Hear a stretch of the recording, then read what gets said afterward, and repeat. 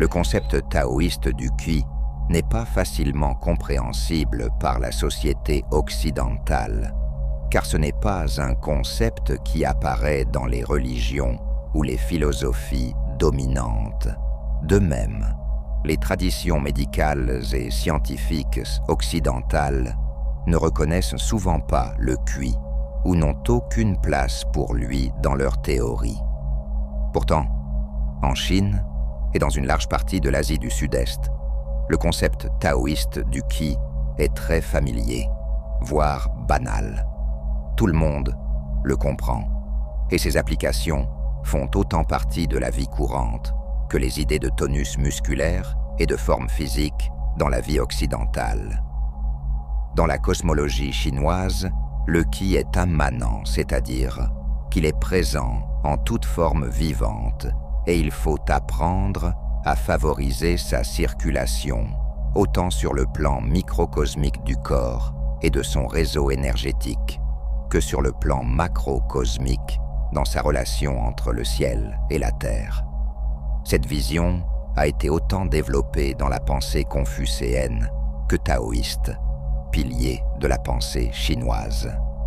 Pour simplifier, on pourrait dire que le confucianisme a développé les valeurs morales et sociales pour respecter le système hiérarchique entre ciel et terre, tandis que le taoïsme s'est tourné vers les règles psychophysiologiques de notre vie corporelle éphémère. Comme le souligne Chuang Tzu, un des pères fondateurs du taoïsme, l'homme doit la vie à une condensation de qi. Tant qu'il se condense, c'est la vie, mais dès qu'il se disperse, c'est la mort. La science moderne démonte les choses, alors que l'approche ancestrale voit une intégration du tout. Les deux approches sont complémentaires et même nécessaires pour une compréhension approfondie des choses. Il est largement admis que le qi est immatériel et qu'il relève donc de la catégorie de l'énergie. Si nous le considérons comme une force vitale, il faut le voir comme un agrégat d'idées. Le qi évoque la circulation, à la fois du fluide lymphatique et du sang, et comprend également la chaleur, la bioélectricité, le son et même l'énergie photonique, la lumière. La notion de qi remonte loin dans l'histoire de la Chine, probablement dès la dynastie Shang, il y a 3500 ans. Elle était alors étayée par d'anciennes observations astronomiques de la direction des queues de comètes qui s'éloignent toujours du Soleil, quel que soit leur sens de déplacement. Cela montrait que le Soleil émet un champ ou une force invisible, comme le qi. Le qi est ainsi fortement lié au feng shui, au yin-yang et à la médecine traditionnelle chinoise. Renforcer la circulation et l'accumulation du qi est une activité essentielle pour les praticiens. La moine taoïste Wu Yin a composé au IXe siècle un ouvrage important mettant en relation la théorie des 5 phases ou 5 agents, bois, feu, terre, métal, eau, et l'entretien des 5 organes, foie, cœur, rate, poumon, rein. Ces analyses mêlant cosmologie taoïste et médecine chinoise associent des exercices du corps, de respiration et des habitudes alimentaires en relation avec les 5 organes stimulés selon les 5 saisons de l'année. On y trouve notamment des techniques de respiration qui sont transmises aujourd'hui dans la pratique du Qigong. Malgré son intérêt pour décrire les schémas de vie, le qi est cependant beaucoup plus proche de l'approche philosophique des sciences humaines que de la théorie des sciences naturelles.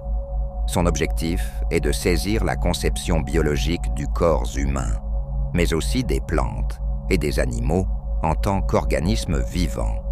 Il ne peut pourtant pas être réduit à une énergie abstraite flottante, ni être décrit comme une énergie matérielle dotée d'un corps propre.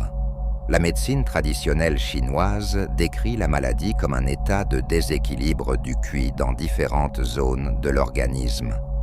L'acupuncture est notamment utilisée pour bloquer et contrôler le flux dans le corps. On dit que le qi circule le long des méridiens autour du corps et les aiguilles sont insérées à l'endroit approprié en fonction de la maladie à traiter. Le Qigong comprend quant à lui des exercices de respiration et de mouvement. Il est considéré comme un moyen d'améliorer la santé et la qualité de vie globale en équilibrant activement le qi. C'est l'un des 5 piliers de la médecine traditionnelle chinoise. Bien que nous ayons l'habitude de percevoir notre monde en termes de forme solide, le taoïsme enseigne que nous pouvons nous entraîner à le percevoir d'autres manières. Et un bon point de départ, c'est notre propre corps humain. Bien que nous percevions notre corps comme étant plutôt solide, au niveau moléculaire, il est composé principalement d'eau, une substance très fluide, et au niveau atomique, il est composé à 99% d'espace, un vide immense. Le pratique du Qigong cultive cette capacité de percevoir à tous ces niveaux différents. En termes de taoïste, le cercle représente Tao, l'unité indifférenciée à partir de laquelle toute existence surgit. Les moitiés noires et blanches à l'intérieur du cercle représentent le yin-qi et le yang-qi, les énergies féminines et masculines primordiales dont l'interaction donne naissance au monde manifeste, aux 5 éléments et aux 10 000 choses. Le yin, ou le côté obscur, est associé à tout ce qui est dur, négatif, froid, humide et féminin. Le yang, ou le côté lumineux, est associé aux choses de douces, positives, chaudes, sèches et masculines. L'un ne pourrait exister sans l'autre, car chacun contient l'essence de l'autre. La nuit devient jour, et le jour devient nuit. La naissance devient la mort, et la mort devient la naissance. Les amis deviennent des ennemis, et les ennemis deviennent des amis. Comme l'enseigne le taoïsme, telle est la nature de tout dans le monde relatif. Parfois des forces opposées dans la nature comptent même les unes sur les autres pour exister. La nature du yin-yang réside dans l'échange et l'interaction des deux composants. L'alternance du jour et de la nuit en est un exemple. Il ne peut y avoir d'ombre sans lumière. L'équilibre du yin et du yang est important. Si le yin est plus fort, le yang sera plus faible, et vice-versa.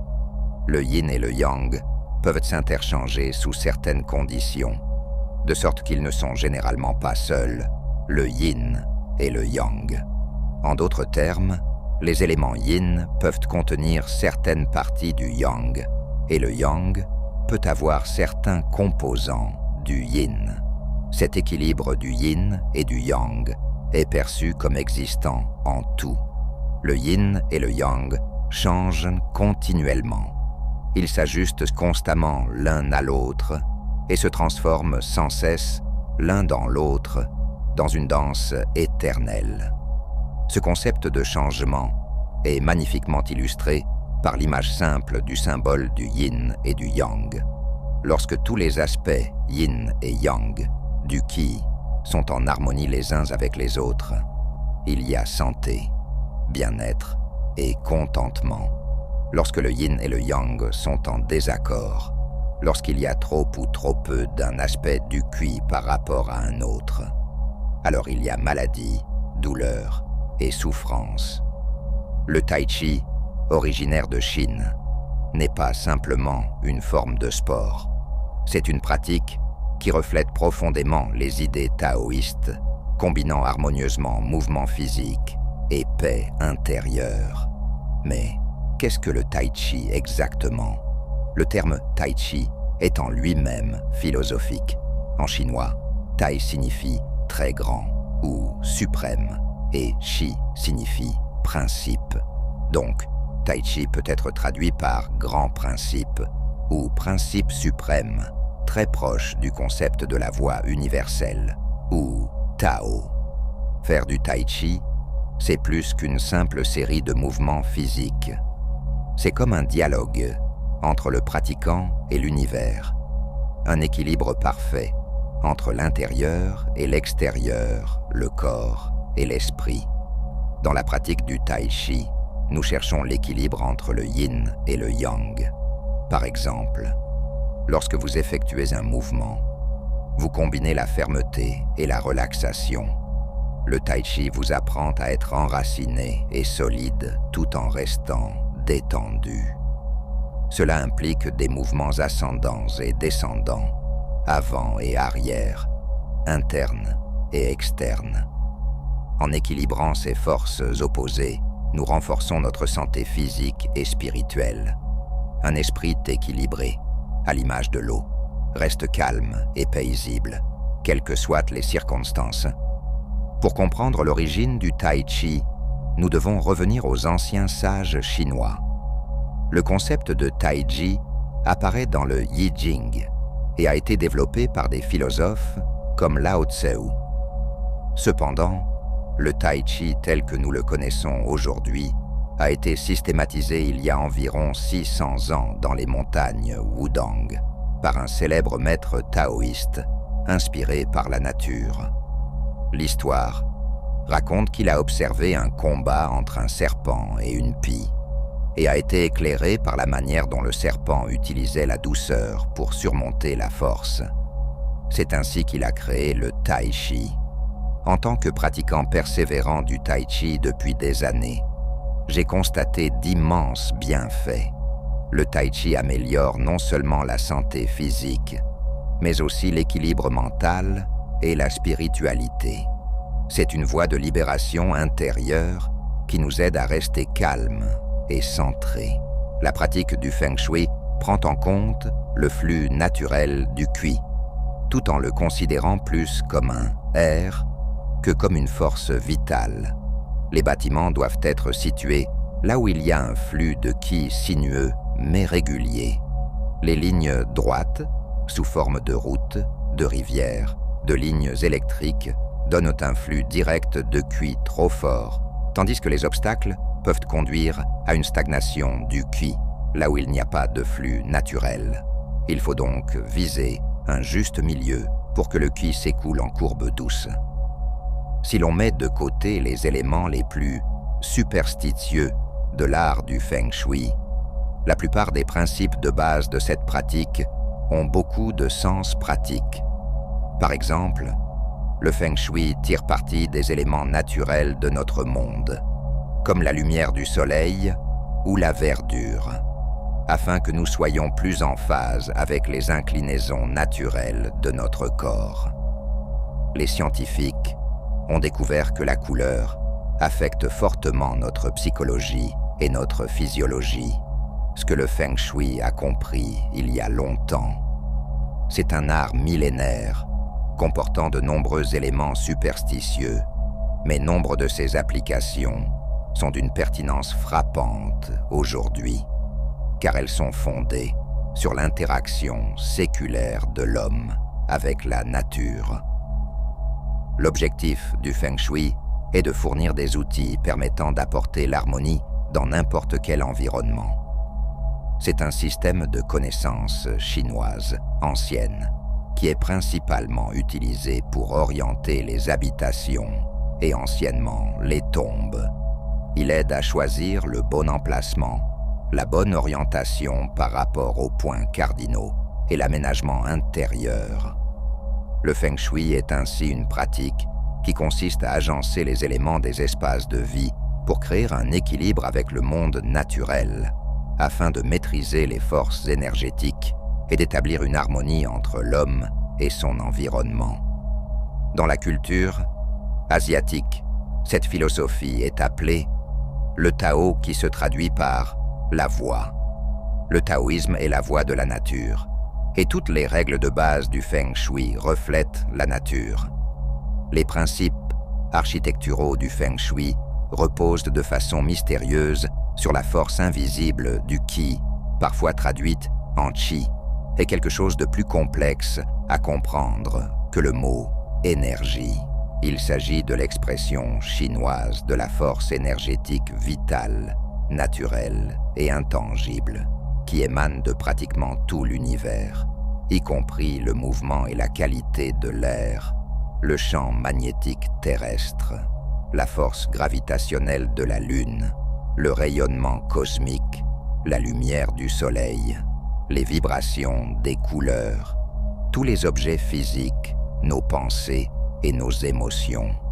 Selon le taoïsme, l'eau est l'état idéal de la matière, car elle coule sans effort d'un endroit à l'autre, connaissant instinctivement la voie, en trouvant le chemin de moindre résistance. Bien que décrire l'architecture en termes métaphoriques semble être un charabia superstitieux, le feng shui peut être compris comme la tentative de donner aux espaces de vie un sentiment de facilité et de confort. Par exemple, en phase de conception d'un bâtiment, vérifier qu'un dragon peut aller dans toutes les pièces. Le feng shui suggère que nous recherchions les passages difficiles ou les espaces exigus dans la conception de nos bâtiments. De la même manière que les bâtiments d'aujourd'hui doivent être accessibles aux fauteuils roulants. Pour décider de la position exacte d'un bâtiment et de la manière dont il doit être construit, le feng shui implique de nombreux calculs complexes et une attention méticuleuse aux détails. Le luopan, ou boussole magnétique, a été inventé pour le feng shui et utilisé comme outil de divination terrestre. Luo signifie tout et pan signifie assiette, faisant de la boussole magnétique, métaphoriquement, un bol qui contient tous les mystères de l'univers. L'une de ses fonctions était de mesurer les différents éléments du paysage, car les rivières, les collines ou d'autres caractéristiques géographiques étaient censées avoir une certaine influence sur le qi qui circulait dans la région. L'équilibre de ces forces universelles était essentiel pour trouver le bon emplacement d'une structure avec un bon qi, de la même manière que la médecine chinoise tente de rétablir l'équilibre du yin et du yang dans le corps. Chacune des 8 directions avait ses propres caractéristiques de qi, d'où l'importance de choisir la bonne orientation pour une structure. En outre, le luopen permettait de prendre en compte des considérations géographiques et climatiques plus précises. Les bâtiments idéaux étaient hauts et massifs, orientés vers le nord pour briser le vent, et bas et ouverts vers le sud pour capter la lumière, la chaleur et la brise d'été. Avant l'invention de la boussole, les architectes utilisaient les caractéristiques géographiques pour émettre des jugements feng shui et se basaient plus intuitivement sur l'harmonie avec l'environnement naturel. Par exemple, les villes devaient être construites à côté d'une chaîne de montagnes, à leur extrémité nord, pour bloquer le flux du mauvais qi. Merci infiniment, chers amis, pour votre soutien qui grandit chaque jour. Vos commentaires et vos encouragements sont comme des rayons de soleil qui me donnent la force de continuer à partager cette belle sagesse avec vous. N'hésitez jamais à me dire ce dont vous avez besoin. Je ferai de mon mieux pour aider sur ce chemin. Si vous souhaitez soutenir d'autres pèlerins dans leur quête du Tao, vous pouvez me soutenir sur Tipeee. Votre générosité et votre amour rendent cette communauté si spéciale et je suis honoré de cheminer avec vous. À très bientôt pour de nouvelles vidéos. Que la paix et la sérénité vous accompagnent.